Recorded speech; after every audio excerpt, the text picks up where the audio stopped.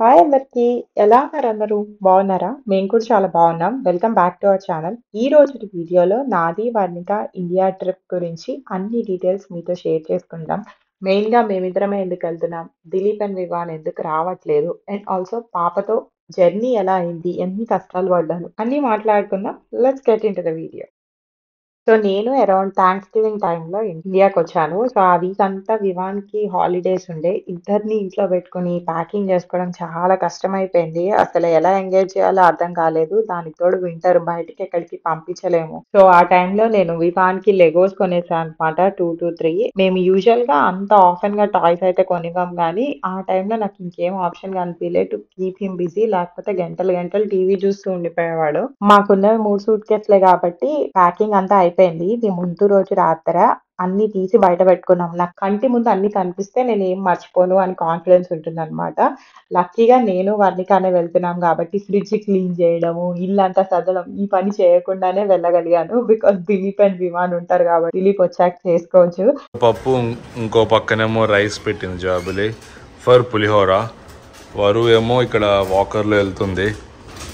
వివాన్ ఏమో ఇప్పుడే అయిపోయింది, వాడికి అయిపోయే టైము. తర్వాత నేనేమో చెట్లకి నీళ్లు పోస్తున్నాను.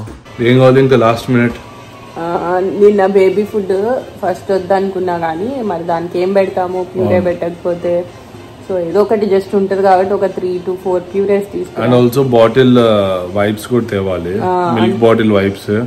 సో అది ఇంకా కొన్ని వర్ణిక బ్రెస్ట్ ఫీడ్ చేస్తుంది కానీ కడుపు నిండా తాగదు, కొన్ని తాగి పడుకుంటది, మళ్ళీ లేస్తూ ఉంటది. సో బాటిల్ ఉంటే కొద్దిగా ఫుడ్ లేకపోతే పాలన తాగుతుంది. టార్గెట్ కి వెళ్ళేసి 4 తీసుకురా అంతే. ఆ ప్యూరేస్ ఎక్కువ అవసరం లేదు. 24 hours లో 4 తింటే చాలా గొప్ప. అసలు 4 తింటే చాలా ఎక్కువ, ఎందుకంటే పాలు అవన్నీ ఉన్నాయి కదా. అవును, ఇప్పుడు అన్ని డిఫరెంట్ ఫ్లేవర్స్. 2 ఫ్లేవరా? వద్దు, డిఫరెంట్. సరే ఓకే, చలో. Okay guys, busy. మనమే వండుకోవాలి. ఇప్పుడు బాక్స్ అద్దుకోవాలంటే ఫ్రెండ్స్ ని అడగొచ్చు కానీ మా ఫ్రెండ్స్ అందరూ కూడా 2 పిల్లలు, అందరికి చిన్న పిల్లలు, కొంతమందికి అయితే ఇంకా మంత్స్ బేబీస్. సో వాళ్ళే చాలా కష్టపడుతున్నారు. ఈ టైంలో మెసేజ్ చేసి మాకు ఫుడ్ పంపించండి అంటే కష్టం అనిపిస్తుంది. కొంచెము ఫ్రీగా ఉన్న ఫ్రెండ్స్ ఏమో వెకేషన్కి వెళ్ళారు. బికాస్ ఇది థ్యాంక్స్ గివింగ్ హాలిడేస్ టైం కదా. సో ఫ్లైట్‌లో ఫుడ్ నాకు అస్సలు నచ్చదు. అసలేం తినలేను నేను. సో కంపల్సరీ నా బాక్స్ క్యారీ చేస్తాను. పులిహోర కలుపుకున్నా కొద్దిగా పుల్లగా ఉప్పుగా తినొచ్చు అని. అందులో వర్ణికని కూడా ఒక్కదాన్నే చూసుకోవాలి కాబట్టి మోర్ ఎనర్జీ కావాలని పక్కా ప్యాక్ చేసుకున్నా. వర్ణికకేమో నేనేం స్పెషల్‌గా ప్యాక్ చేయలేదు. మిల్క్ అండ్ రెడీమేడ్ ప్యూరే దొరుకుతాయి కదా, అవి తీసుకున్నా. అవి అప్పుడప్పుడు తింటది, అప్పుడప్పుడు తిందు. సరే చూద్దాము, ఏమైనా తింటే తింది, లేకపోతే పాలు తాగి ఉన్నా కానీ ఓకే అనుకున్నాను నేను. సో మొత్తం కార్ అయితే లోడ్ చేసేసాం. మా కార్ తట్టింది, ఎవరి కార్ తీసుకోవాల్సిన అవసరం లేకుండే. అండ్ దిలీప్ అండ్ వివాన్ ఇద్దరే వచ్చారు మమ్మల్ని డ్రాప్ చేయడానికి. 3 చెక్-ఇన్స్ తో పాటు ఒక cabin, diaper changing pack and stroller పెట్టుకున్నాను. ఫైనల్లీ స్టార్ట్ అయిపోయినాం దేవుడికి దండం పెట్టుకుని. 3:30 అయింది. అక్కడికి వెళ్ళేసరికి 5:30 అవుతుంది. ఫ్లైట్ 9:15కి. సో చెక్-ఇన్ స్టార్ట్ చేస్తుంది. ఇంటర్నేషనల్ ఫ్లైట్ కాబట్టి అట్లీస్ట్ 3 hours ముందు రిపోర్ట్ చేయాలి. అండ్ ఆల్సో మాకు కొన్ని రిక్వెస్ట్లు ఉన్నాయి, అవి మాట్లాడుకోవాలి కాబట్టి కొద్దిగా ముందే వెళ్దామని చెప్పేసి. అన్నీ ఇప్పుడు ఫుడ్ కుక్ చేసుకుని క్లీన్ చేసుకుని అన్నీ చేసుకోవాలంటే ఈస్ గెటింగ్ అమ్మో సూపర్ హెక్టిక్ ఉంది, చాలా పిచ్చిలేసింది. ఇంకా లక్కీగా ఇది ఈవినింగ్ ఫ్లైట్ కాబట్టి చాలా బెటర్ ఉంది. మార్నింగ్ అంటే మార్నింగ్ అనుకో చాలా హడావిడి అయిపోతుంది. చుక్కలు కనిపించాయి. మార్నింగ్ ఫ్లైట్స్ నేను 99% ప్రిఫర్ చేయను, బికాస్ పిల్లలు సరిగ్గా పడుకోరు కదా. మార్నింగ్ అయితే they will be very active and energetic గా ఉంటారు. ఎంటర్టైన్ చేయడం చాలా కష్టం అంతసేపు. నైట్ అయితే పడుకుంటారు కాబట్టి ఒక 200-100 ఎక్కువైనా కానీ మేము నైట్ టైమే ప్రిఫర్ చేస్తాం 90% ఫ్లైట్స్. ఈసారి టికెట్స్ వాచిపోయినాయి because initially I was suppose to go on November 8కి టికెట్ కొనేసుకున్నాము. సో దానివల్ల టికెట్ తీసేసి కొత్త టికెట్ మార్చుకోవడం అంటే దాన్ని రీస్కెడ్యూల్ చేయలే, అది కంప్లీట్లీ క్యాన్సిల్ చేసి సగానికి సగం పోతే మిగిలిన దాంట్లో మళ్ళీ కొత్త టికెట్ కొనుక్కున్నాము. అండ్ ఇప్పుడు కూడా ఏంటంటే లైక్ ఒకే గ్రూప్ కింద బుక్ చేస్తే కొద్దిగా తక్కువ వస్తుంది. ఇప్పుడు నేను వర్ణికాకు ఒక డేట్ కి తీసుకున్నాము 2 and 4.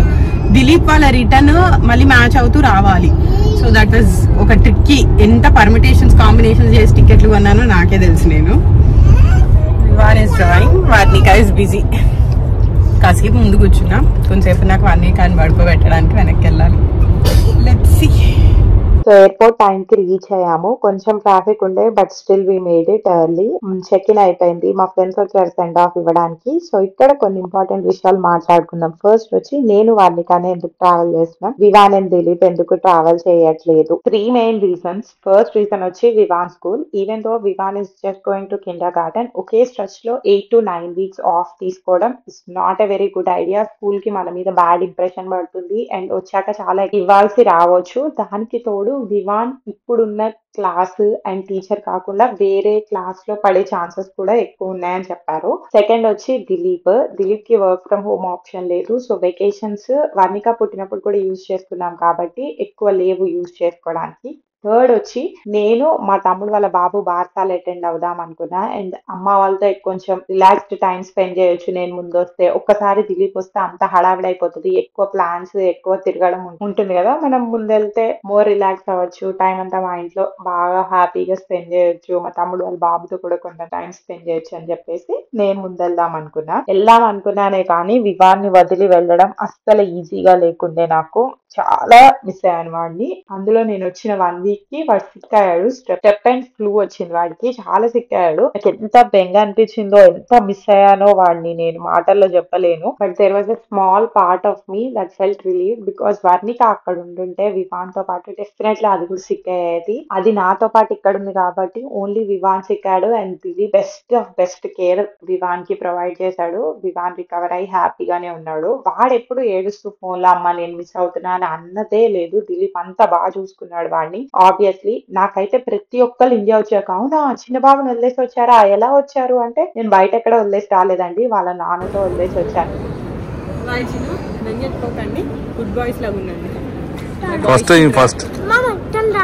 మదర్ కి ఎంత రెస్పాన్సిబిలిటీ ఉంటుందో ఫాదర్ కి కూడా అంతే ఉంటుంది. అందులో Vivaan is an age where he's not completely dependent on me. No ఏడుపులు, ఓన్లీ హగ్స్ అండ్ కిసెస్ తో సెండ్ ఆఫ్ ఇచ్చుకున్నాం. వివాన్ చాలా మెచ్యూర్ గా బిహేవ్ చేశాడు. I'm so proud of him. నేను స్ట్రాలర్ చెక్ ఇన్ చేసి బేబీ క్యారియర్ యూజ్ చేశాను ఎయిర్పోర్ట్ లో layouts లో, బికాస్ స్ట్రాలర్ తో పాటు ఈ చెక్ ఇన్ పుష్ చేయడం కొంచెం కష్టం. 1 2 ఏంటంటే మనకి లేఅవుట్స్ లో స్ట్రాలర్స్ ఉంటాయి ఎయిర్పోర్ట్ లో, కానీ ఫైనల్ డెస్టినేషన్ అయిన ఇండియాలో మాత్రం ఎయిర్పోర్ట్ లో స్ట్రాలర్ ఇవ్వరు. అండ్ ఆ సెక్యూరిటీ క్లియరెన్స్ అంతా బేబీని ఎత్తుకుంటూ చేయడం కొద్దిగా కష్టము. అందుకే నేను ఈ బేబీ క్యారియర్ యూజ్ చేశాయి ఈసారి. అండ్ ఆల్సో మేము ముందే ట్రై చేసాము baby carrier. Varnika likes it, she's comfortable, దాంట్లో కూర్చుంటుంది అన్నాకే యూజ్ చేసాము. ఇప్పుడే జాబ్లీ ఇంకా వారు వెళ్ళిపోయారు. Yeah I felt bad. Vivan felt bad. We both are missing mama and baby. But in 2 weeks we'll fly back. So problem ఏం లేదు. Yeah, we'll definitely miss them. So అలా మమ్మల్ని డ్రాప్ చేశాక దిలీప్ వివాన్ డిన్నర్ చేసేసి దెన్ ఇంటికి వెళ్ళిపోయి పడుకున్నారు. ఇప్పుడు యాక్చువల్ ట్రావెల్ కష్టాలు.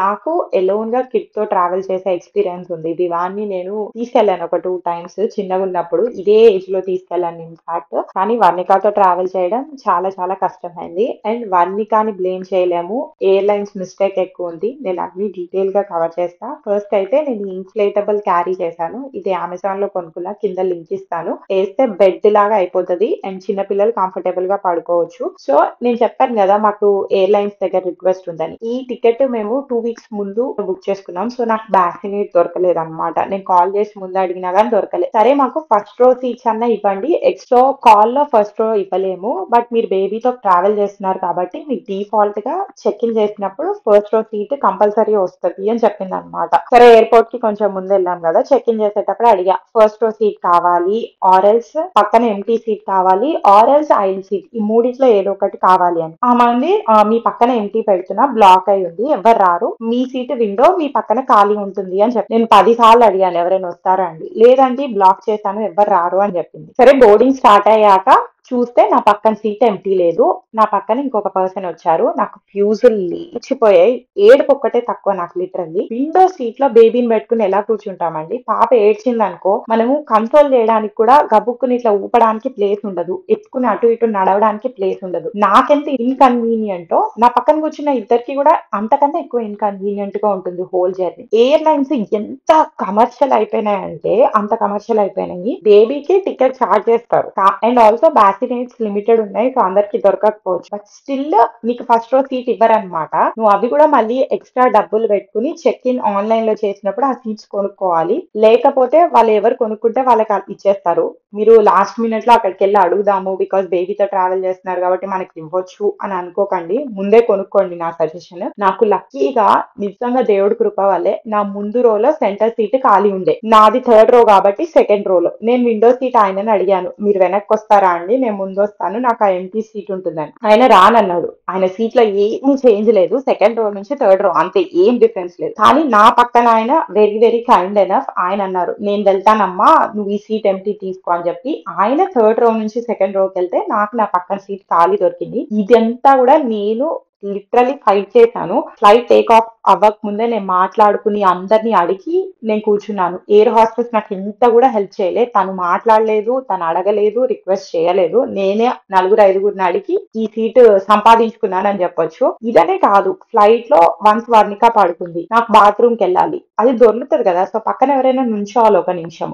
ఎన్ని సార్లు బెల్లు కొట్టినా ఒక్క ఎయిర్ హాస్టెస్ కూడా రాలేదు. నా పక్కన ఆయన రిక్వెస్ట్ చేసి మీరు పక్క సెకండ్ ఉంటారా అండి, నేను ఒక రూమ్ కి వెళ్ళొస్తాను అని చెప్పేసి నేను చేయాల్సిందే తప్ప.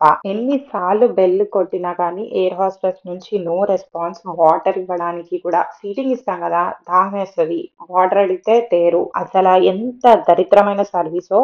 అండ్ నేను విమానప్పుడు ఎమిరేట్స్ లో వెళ్ళా, వాళ్ళు విమాన్ ఎత్తుకున్నారు నేను బాత్రూమ్ కి వెళ్ళినప్పుడు. అండ్ మధ్యలో వచ్చి వాళ్ళే చెక్ చేసేవాళ్ళు ఎట్లా ఉంది, ఏమైనా హెల్ప్ కావాలా అని చెప్పేసి. ఇప్పుడు అడుక్కున్నా గానీ చేయలేదు ఇటియాల్లో. అండ్ ఇటియాల్లో మేము ఎన్నిసార్లు ట్రావెల్ చేసాము. రీసెంట్ గా మా ఫ్యామిలీ నుంచి వచ్చిన వాళ్ళందరికీ ఇటియాల్లో టికెట్లు కొన్నా. నేను చాలానే డబ్బులు వచ్చాను, బట్ స్టిల్ ఎకానమీ వాళ్ళని పురుగులు చూసినట్టే చూస్తున్నారు అనిపించింది నాకు.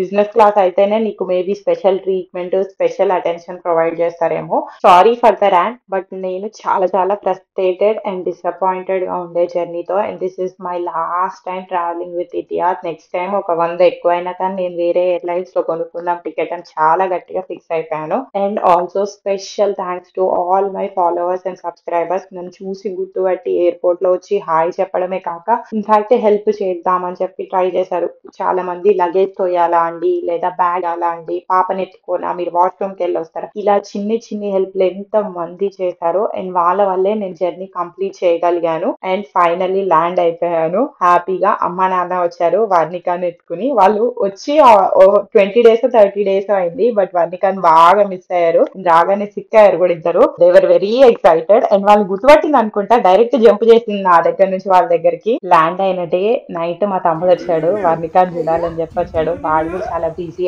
ఆఫీస్ న్యూ బార్న్ బేబీతో చాలా హెక్టిక్ నడుస్తుంది. బట్ జస్ట్ వర్ణికాని మీట్ అవడానికి ఒక 1 hour ఆ రోజు ఆఫీస్ వచ్చి మేనమామ డ్యూటీస్ ఫుల్ఫిల్ చేసి వెళ్ళాడు.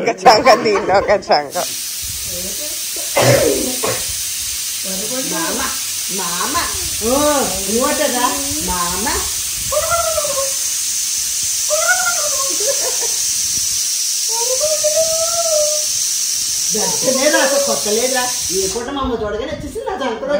వర్ణికాకి జెట్ లాగ్ సెట్ అవ్వడానికి మోర్ దెన్ ఏ వీక్ పట్టింది. దాని వల్ల నాకు కూడా జెట్ లాగ్ సెట్ అవ్వలేదు, బికాస్ అది రాత్రంతా లేచి ఉంటే నేను కూడా లేచి ఉండాల్సి వచ్చేది. అండ్ ఈ జెట్ లాగ్ నిద్ర వేరే లెవెల్ ఉంటుంది అనమాట. ఎంత కంట్రోల్ చేద్దామన్నా కంట్రోల్ అవ్వదు. మా బుడ్డిదేమో పడుకోదు. సో ఇండియాలో మోర్ ఎక్సైటింగ్ వీడియోస్ రాబోతున్నాయి అండ్ రెగ్యులర్ గా వీడియోస్ కూడా పోస్ట్ చేస్తూ ఉంటాను. So please do subscribe. ఆ డీటెయిల్స్ అన్ని నెక్స్ట్ బ్లాగ్ లో షేర్ చేస్తాను. సో వచ్చాక మనం ఎక్కువ రోజులే ఉంటున్నాం కాబట్టి సూట్ కేసు లోంచి లగేజ్ తీయడం అంతా అవ్వదు. నాకు ఒక కబోర్డ్ ఖాళీ చేయమంటే మా మమ్మీ ఖాళీ చేసి ఇచ్చింది, మంచిగా అన్ని తీసి సర్దుకున్నాను. That's all for this video. ఈ వీడియో కనుక మీకు నచ్చినట్టయితే లైక్ చేయండి, షేర్ చేయండి, మా ఛానల్ కి సబ్స్క్రైబ్ చేసుకోండి. నోటిఫికేషన్స్ కోసం బెల్ ఐకాన్ క్లిక్ చేసి ఆల్ అని సెలెక్ట్ చేయండి. Thank you for watching. See you in the next one. Bye bye, take care.